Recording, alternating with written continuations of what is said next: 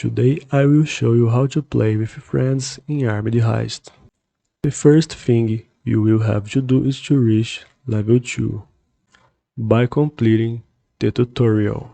So when you reach level 2, what you will have to do is to click Social Rear. Now you have to type your friend's name here and then search. His name will show here, then you have to click add him and tell him to accept you. What you have to do now is to come here in selected game mode, click here, come to multiplayer tab, check this box here, play with friends, then confirm.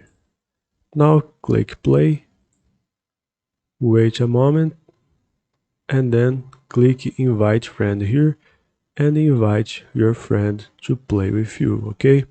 That's easy. Now leave a like, subscribe, and see you.